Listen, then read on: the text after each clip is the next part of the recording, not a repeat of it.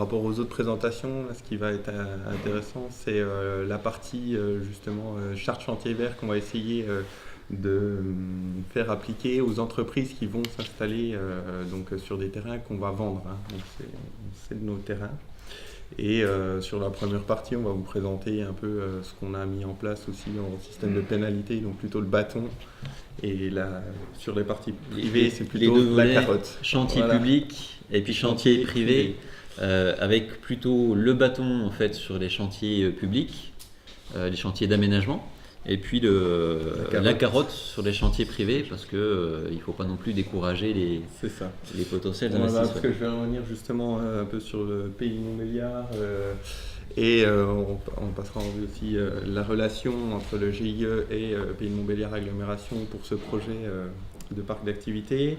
Et sur Pays de Montbéliard Agglomération, donc pour ceux qui ne connaissent pas déjà le territoire, donc on est situé en Franche-Comté, c'est le berceau de l'usine Peugeot, PSA maintenant, donc 12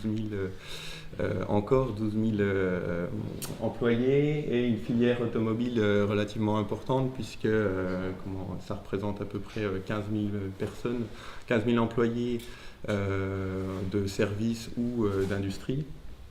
Et donc une filière qui a bien sûr eu quelques petits soucis ces dernières années. Donc juste pour replacer un petit peu le contexte économique dans lequel on intervient, Pays de Montbéliard Agglomération, donc on est une communauté d'agglomération, la première communauté d'agglomération et un des premiers districts, donc un regroupement de communes de France.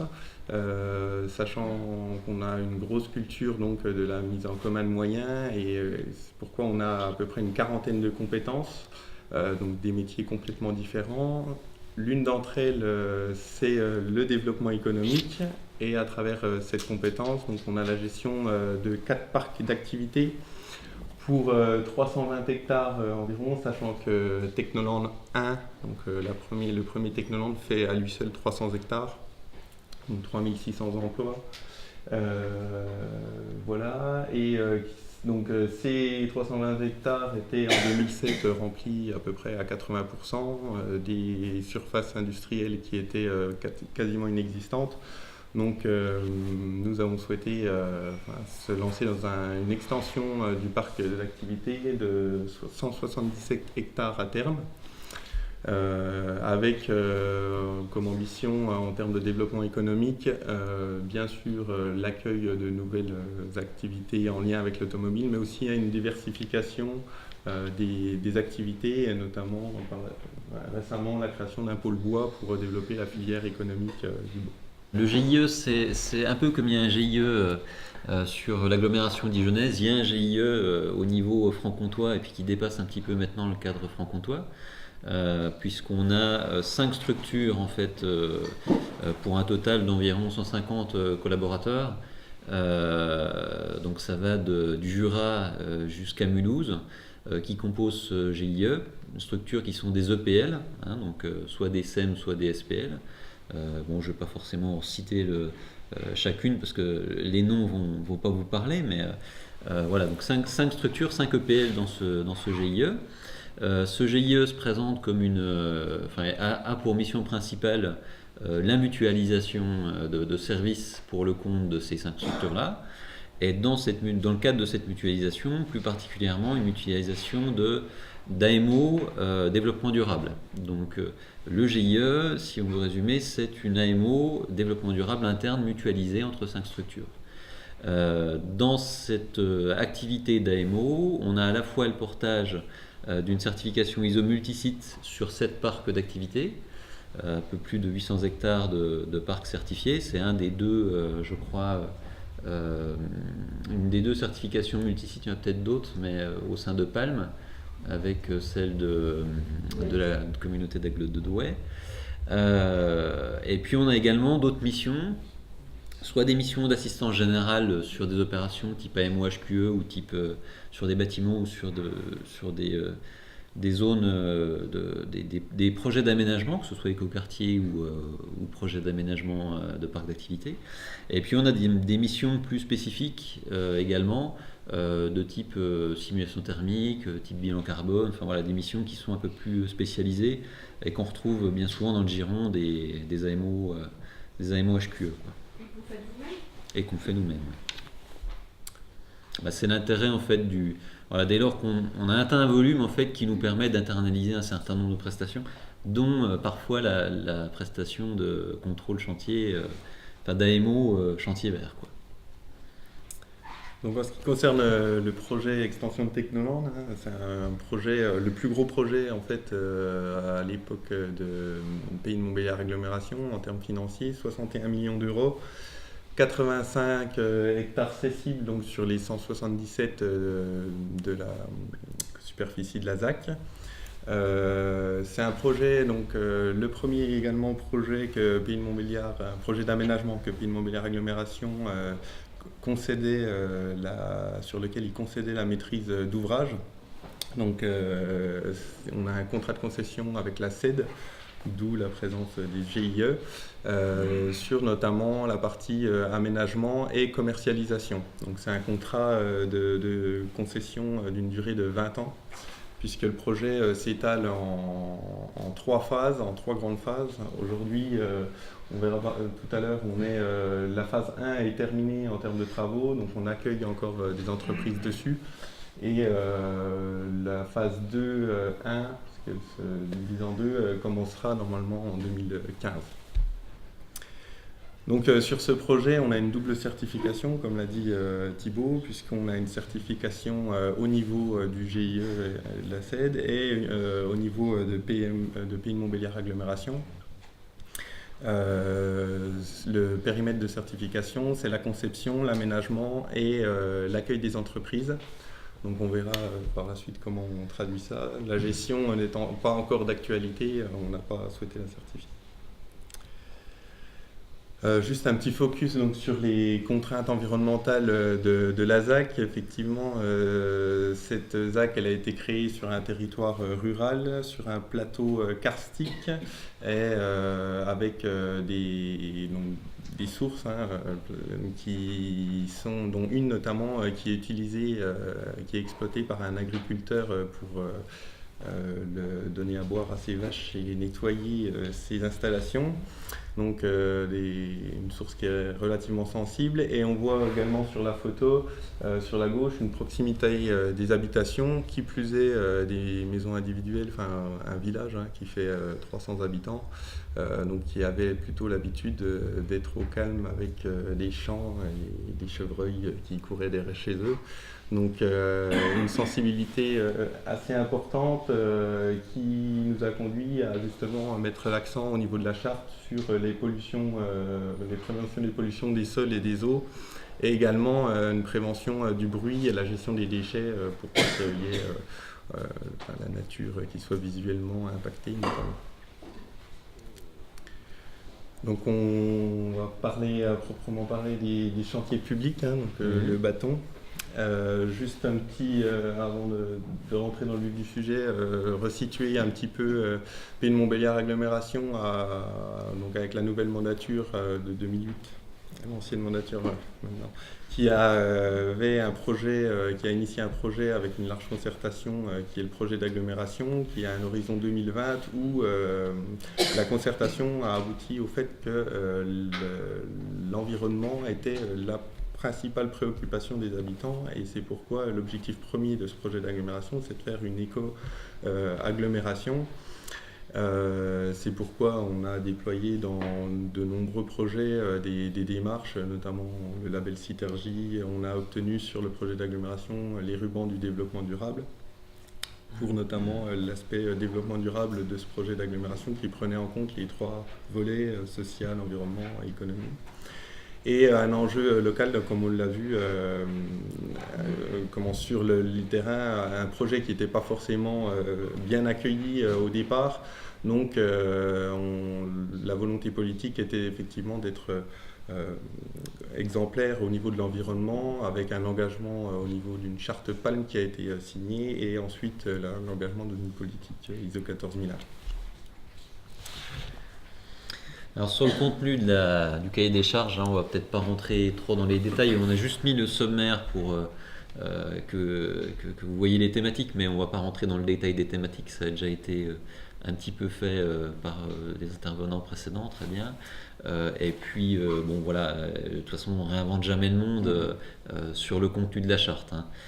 Donc, bon voilà, on retrouve des choses par rapport à l'organisation, par rapport à la limitation des nuisances, par rapport à la limitation des pollutions, par rapport à la gestion des eaux, la collecte des déchets, bien entendu, qui fait souvent partie qui est souvent la thématique majeure du chantier vert.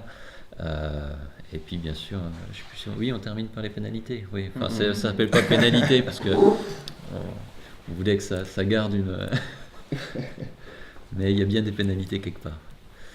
Le principe de management, qui est peut-être plus intéressant par rapport à cette thématique chantier vert. Donc c'était un système de réunion bimensuelle. Donc là on est sur la partie aménagement. Hein.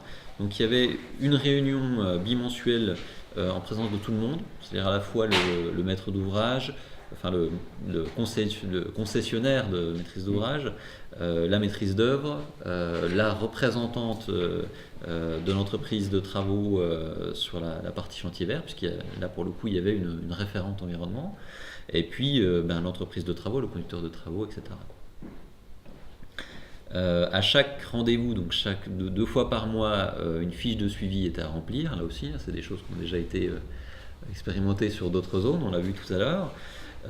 Et là, l'idée c'était qu'il y avait 10 mesures à respecter, et à chaque rendez-vous, une notation qui était apportée sur chacune de ces 10 mesures.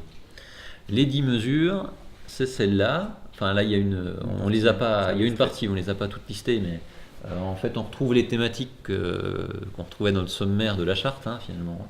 Voilà, propreté du chantier et de ses abords, information des riverains, il y en a une plus bas qui concerne les déchets, enfin voilà, là non plus on ne réinvente pas le monde. Et puis donc cette évaluation est remplie tous les 2 mois, enfin toutes les 2 fois par mois, pardon, ce qui n'est pas tout à fait la même chose. Une notation donc sur chacune des mesures, donc c'est très original, hein. Si c'est satisfait c'est 1, si c'est pas satisfait c'est 0. On a mis un peu de temps à la trouver celle-là. Et puis si la note est inférieure ou égale à 6 sur une des visites, il y a une pénalité immédiate. Si la note est égale à 7, il y a une obligation de régulariser avant la prochaine notation, sinon il y a pénalité. Et puis si la note est supérieure ou égale à 8, on ne dit rien. On s'est rendu compte que même comme ça, parce qu'il y a quand même une certaine fermeté là-dedans, hein, si jamais ils n'arrivent pas à la note de 6, on leur donne une pénalité directe, il n'y a pas de négociation possible, hein, là, y compris de notre côté. On s'était donné cette règle-là pour pas avoir à se dire bon bah là c'est bon, c'était pas très grave, on va laisser couler et puis on regardera dans 2-3 semaines si c'est levé ou pas. Donc ce système-là, à la pratique, on a bien senti qu'il n'était pas encore assez ferme. Parce que finalement on se retrouvait assez souvent avec des notes supérieures ou égales à 8 et donc avec des problèmes qui restaient non résolus sur toute la durée de l'opération ou en tout cas sur plusieurs semaines. Et souvent un problème récurrent. S'il y avait un point qui n'était jamais réglé, finalement il avait toujours 9 et tous les 2 semaines il avait 9, mais c'était le même point qui n'était jamais réglé. On verra comment on l'a corrigé après. Dans les autres traductions en fait, de la charte dans les marchés d'entreprise, il y avait notamment dans le CCTP du plus gros lot, hein, à chaque fois qu'il y a une phase qu'on lançait une phase, dans le CCTP du plus gros lot, on incluait ce paragraphe-là qui demande texto la présence d'un spécialiste, d'un référent environnement. Chance, on l'a eu notamment les chantiers de terrassement. On avait une personne qui était là. Alors c'est bête, j'ai pas noté le prix, mais je sais pas si on l'avait sorti dans la DPGF. Je suis pas certain qu'on ait sorti le poste référent environnement dans la DPGF. C'est-à-dire il y avait bien quelqu'un qui était présent sur l'opération, qui était présent pas tout à fait à temps plein, mais on va dire pas loin, la moitié de la semaine, on va dire. Hein, donc le matin, c'était peut-être pas du lundi au mercredi, c'était plutôt j'étais là le matin, dans la journée je suis là l'après-midi, etc. Quoi. Mais on avait bien une personne qui était là, qui maîtrisait son sujet, qui était spécialisée sur cette question-là au sein de l'entreprise de travaux, et puis qui a pu organiser des choses comme cela, comme la fiche de nettoyage d'engin. Là, on avait une problématique de plantes invasives qu'on voulait éviter. Donc nettoyage systématique des engins avant d'arriver sur le chantier. Donc ça, par exemple, ça faisait partie des choses qui ont été organisées. La personne, le référent a également organisé des tests de situation d'urgence. Là, on a un test de situation pollution aux hydrocarbures. Hein. Donc vraiment, on avait apprécié la façon dont les choses avaient pu être réalisées là, par la référente. Hein. Des fois, il m'est arrivé de mettre sur des chantiers de bâti, de passer une mission à une entreprise, par exemple l'entreprise de gros œuvres, avec un poste clairement établi dans la DPGF et un montant à côté, et de ne pas en voir la couleur sur le chantier. Autant là, je ne crois pas qu'il y avait quelque chose dans la DPGF, et pour autant, on a bien vu que la personne était là systématiquement à toutes les réunions. Donc elle était là 2 fois par mois. Et puis c'est vrai qu'on a vu son action se traduire par des faits concrets sur le chantier, quoi. Ça, par exemple, nous, on n'y a pas mis les pieds. C'est le référent qui a, sur comment organiser les choses, mais c'est le référent qui a pris contact avec l'ensemble du personnel et puis organisé tout ça. Bon, j'ai mis ça également, mais il y a eu également dans les autres exigences des entreprises de travaux des tests acoustiques. Ce qu'on peut demander.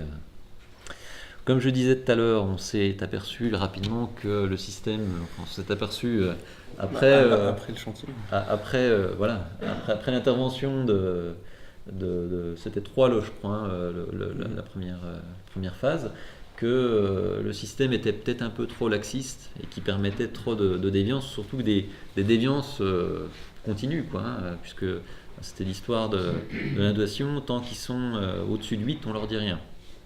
Plutôt on leur dit, mais on n'a pas de moyen de pression. Donc on a changé légèrement le système. On n'a pas réinventé la poudre, hein, simplement on l'a complexifié forcément un peu plus. C'est-à-dire qu'il faut, on raisonnait par cycle ce coup-ci. C'est-à-dire qu'il fallait absolument avoir une note parfaite sur un cycle de 4 visites. Enfin, bon. Là, on peut aller loin, hein, sur la complexité du système. C'est peut-être pas non plus l'intérêt, mais malgré tout, on est quand même obligé d'en passer par là. Juste pour faire, donc effectivement, ce qui est important de retenir aussi, c'est qu'on a recommencé une autre phase de chantier avec cette nouvelle version de la charte et ces nouvelles pénalités, ce système de notation qu'on a largement expliqué lors de la première réunion de chantier, hein, justement et on l'a traduit à travers d'exemples concrets, en disant si vous ramassez pas, si vous faites plusieurs fois vos déchets, voilà ce que vous pouvez avoir comme pénalité, et ça montait facilement à des 10 000 euros, 15 000 euros, quoi, alors qu'il y avait des entreprises qui étaient des petites entreprises. Donc, quand elles ont entendu les chiffres, on a vu à leur réaction qu'elles étaient inquiètes déjà dans un premier temps, donc on les a rassurées, comme on a entendu tout à l'heure. Le but, c'est pas de vous les appliquer, le but, c'est que vous appliquez ce que nous, on veut et qu'on trouve un terrain d'entente. Ouais, mon sentiment personnel par rapport à ces chantiers publics, c'est que ce qui nous a bien aidé, c'est la présence justement de cette personne au sein de l'entreprise de travaux, parce que si on donne une mission à quelqu'un d'autre, il sera à peu près, si on donne une mission à un AMO, il sera placé il sera même moins bien placé que nous, puisqu'il va se référer à son maître d'ouvrage. Si on confie une mission par contre à l'entreprise de travaux, déjà l'intéressé a la possibilité d'agir directement sur son entreprise, puisque c'est son entreprise, puis en plus il connaît généralement, comme quand on confie une mission de ce type-là à une entreprise, elle va s'appuyer sur une compétence en interne. Cette compétence a déjà connaissance des différents acteurs. Donc forcément, aller organiser un test de situation d'urgence, par exemple, comme on a vu, si on ne connaît personne, si on ne connaît pas un des compagnons qui intervient sur site, c'est compliqué, quoi. Donc sur la partie chantier vert privé, donc c'est vrai que comme on l'a vu, sur toute la difficulté là, c'est d'imposer déjà aux politiques, notamment dans un contexte économique tel qu'on a connu ces dernières années, d'imposer des contraintes aux entreprises dès le départ, en disant voilà, on a déjà du mal à faire venir des entreprises, à vendre nos terrains à des entreprises qui sont souvent frileuses à investir dans des bâtiments. Donc si on leur dit voilà, on va vous imposer des choses au moment où vous construisez, qui vont peut-être, comme on l'a vu, vous coûter de l'argent en plus. Déjà politiquement, c'est difficile à faire passer aux élus du développement économique, et en plus, après, auprès des entreprises, elles vont forcément s'en servir pour négocier derrière, quoi. Donc c'était un peu toute la difficulté de trouver un outil qui nous permettait, une carotte, qui nous permettait d'agir et de les faire quand même suivre, de prolonger notre démarche environnementale sur les parcelles qu'on allait vendre, quoi.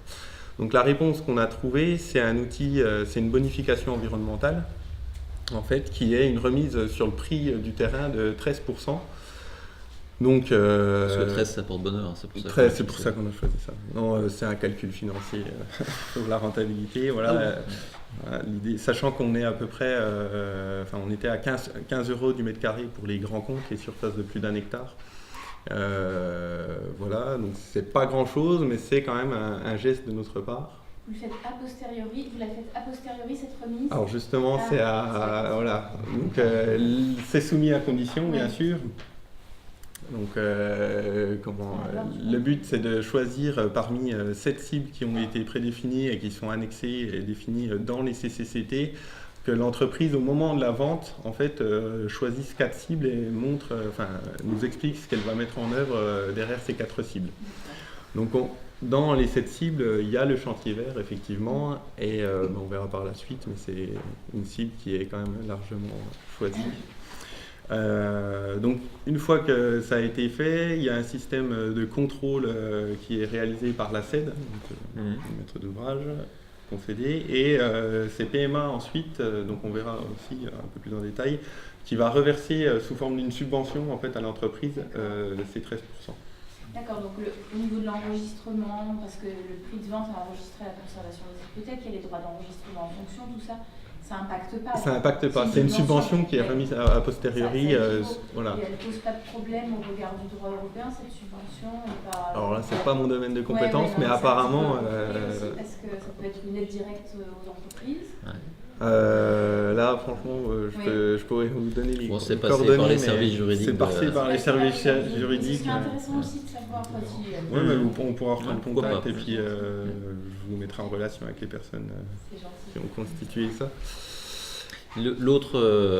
Sur d'autres parcs certifiés notamment, on a osé, je ne sais pas si c'était une bonne solution, on le verra a posteriori, mais à la place de la bonification, mettre le bâton également sur la partie vente des terrains, c'est-à-dire mettre en place un dépôt de garantie dès le départ, qui est versé au moment du compromis, je crois, ou je ne sais plus si c'est de l'acte de vente ou du compromis. Et puis si l'ensemble des actions n'est pas tenu, le dépôt de garantie n'est pas rendu. Voilà, d'accord. Ouais, ça peut être un peu c'est une autre possibilité. Ouais. Cela dit, il faut quand même convaincre que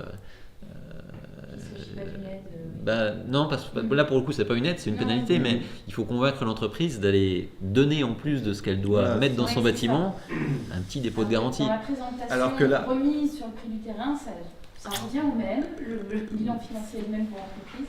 Dans l'affichage, mais dans l'affichage et puis dans la présentation et le premier contact qu'on a avec l'entreprise, c'est pas la même démarche quand même. Le dépôt de garantie en question, de mémoire, ça doit être 15 000 €, je crois, sur ce qu'on envisage sur 2 autres parcs, qui est mis en place, 15 000 €. 15 000 €. C'est-à-dire qu'on leur demande au niveau de la signature du compromis de vente 15 000 €. Si jamais ils sont pas gentils, on ne leur rend pas. Le cahier des charges, ça c'est le sommaire en fait du cahier des charges, c'est peut-être pas la peine d'en venir dessus. Simplement, en plus, on l'a modifié très récemment. Plutôt, on est en train de le modifier. On est en train de le simplifier.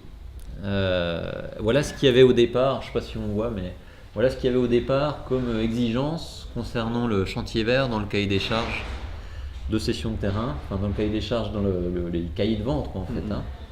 Et je vais passer rapidement dessus, je ne vais même pas vous laisser lire, puisqu'on l'a changé ça. Hein. Voilà.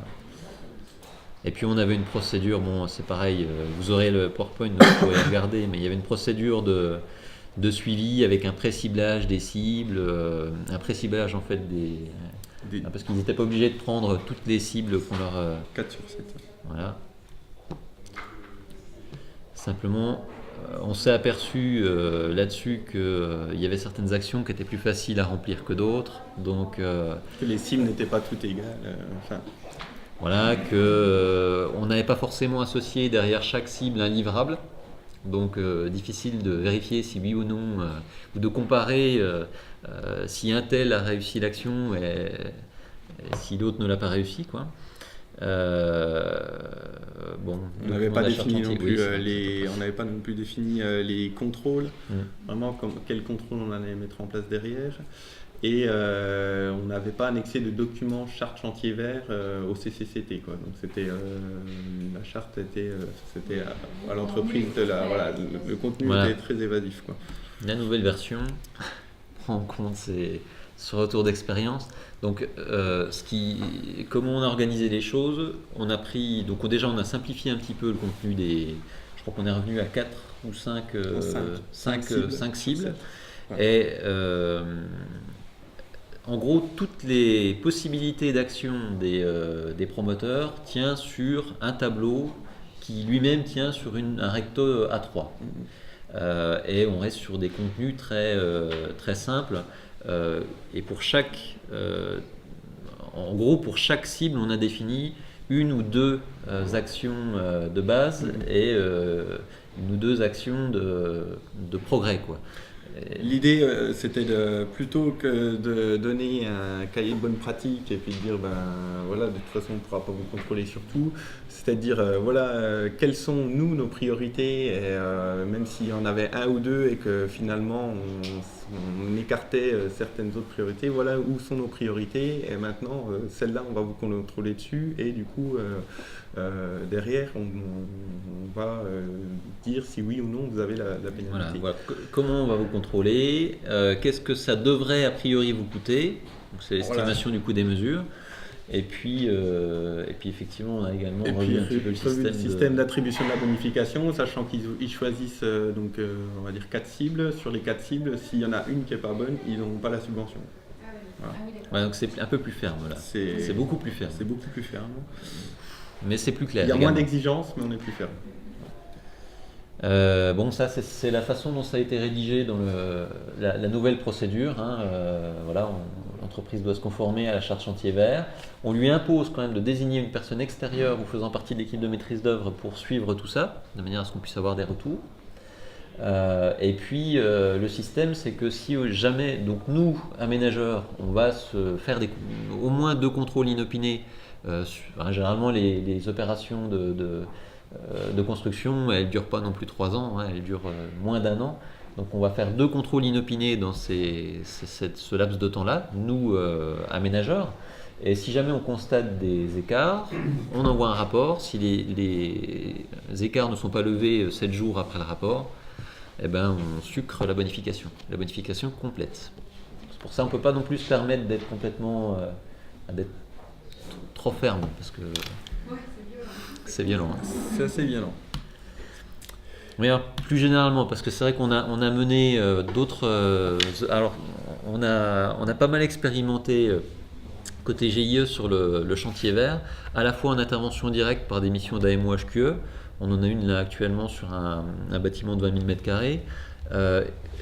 Également en confiant cette mission-là à des opérateurs extérieurs. On n'est pas expert sur la question, je pense que personne ne l'est, mais